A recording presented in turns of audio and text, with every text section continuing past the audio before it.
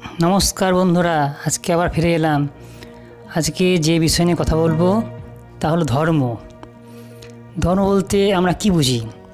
সাধারণত ধর্ম বলতে আমরা বুঝি পূজা পাঠ বা কোথাও ঈশ্বরের আরাধনা, তপস্যা এসব বুঝি। কিন্তু ভগবান শ্রীকৃষ্ণ শ্রীমদ্ ভগবদ্ গীতায় বলেছেন, ধর্ম আসলে কোনো অনুষ্ঠান বা কোনো বিশেষ আচরণবিধি নয়, অর্থাৎ কোনো সম্প্রদায়ের কোনো সাম্প্রদায়িক বিচারধারাও নয়। ধর্ম আসলে একজন ব্যক্তির ব্যক্তিগত চিন্তা বা ব্যক্তিগত বিচারধারা, অর্থাৎ যে বিচারধারা অনুযায়ী একজন ব্যক্তি তার কর্তব্য স্থির করে।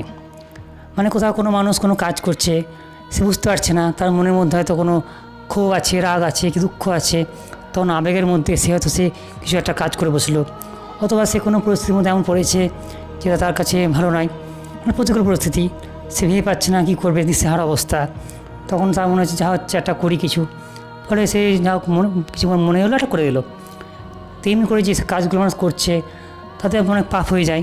কিন্তু যদি কোনো ব্যক্তির নিজস্ব একটা মত থাকে, একটা সুনির্দিষ্ট বিচারধারা থাকে, তাহলে সে যে কোনো রকম আবেগ বা পরিস্থিতির মধ্যে পড়েও সে তার চিন্তা হারাবে না, সে তার বিচারধারা হারাবে না, এবং সে যা বিচার করে বা যেটা তার নিজের মনের মত, সেই মত অনুসারে সে সিদ্ধান্ত গ্রহণ করবে, এবং সে তার বিচারধারা অনুযায়ী এমন সঠিক সিদ্ধান্ত গ্রহণ করবে যার জন্য ভবিষ্যতে তাকে কোনো পস্তানো বা আফসোস করতে হবে না।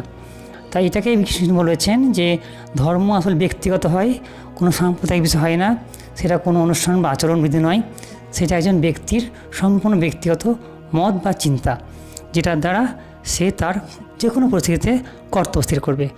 যখন সে কর্তব্য করতে পারবে তখন তার ভালো হবে, সে পুণ্য করবে, আর এই পুণ্য ফলে তার উদ্ধার হবে। তাহলে বন্ধুরা, আজকে এই পর্যন্ত। জয় শ্রীকৃষ্ণ।